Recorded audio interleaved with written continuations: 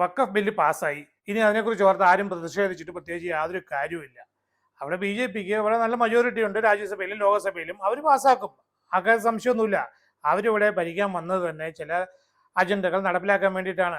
പിന്നെ ഇവിടെ കമ്മ്യൂണിസ്റ്റുകാരും കോൺഗ്രസ്സുകാരും ഒക്കെ ഇന്ന് പ്രതിഷേധിക്കാം, അതിനപ്പുറത്തോട്ടൊന്നും ചെയ്യാൻ പറ്റില്ല. പിന്നെ എൻ്റെ അഭിപ്രായം ഞാൻ പറഞ്ഞു, ഞാൻ ശക്തമായിട്ട് എതിർത്തു, അത് ലോകം മുഴുവൻ അറിയണം എന്നൊക്കെ ചിലർ വേണേൽ പറയുമായിരിക്കും. ബാബറി മസ്ജിദ് തകർത്തിട്ട് രാംക്ഷേത്രം പണിയെന്ന് പറഞ്ഞില്ലേ, പണിതല്ലോ. മത ചിന്തകളെ യൂസ് ചെയ്ത് അവരതിൻ്റെ അഡ്വാൻറ്റേജ് എടുത്ത് അവർക്ക് വേണ്ടതൊക്കെ അവർ സാധിച്ചെടുക്കും. ഇവിടെ നമ്മൾ ബലം പിടിച്ചുകൊണ്ടിരുന്നിട്ട് കാര്യമൊന്നുമില്ല. മതേതരത്വം ഒക്കെ പറഞ്ഞുകൊണ്ടിരുന്ന് കഴിഞ്ഞാൽ ആൾക്കാരുടെ തലയിലോട്ട് കയറത്തില്ല. അവർക്ക് അമ്പലത്തിൽ പോകണം, പള്ളിയിൽ പോകണം, അങ്ങനെയുള്ള അവരുടെ വിശ്വാസങ്ങൾ ആരും ചോദ്യം ചെയ്യാൻ പാടില്ല. അതിനൊക്കെ നിയന്ത്രണം വെക്കാതെ എന്തെങ്കിലുമൊക്കെ ചെയ്തു പോവുകയാണെങ്കിൽ ഈ ജനങ്ങളൊക്കെ കൂടെ നിൽക്കും.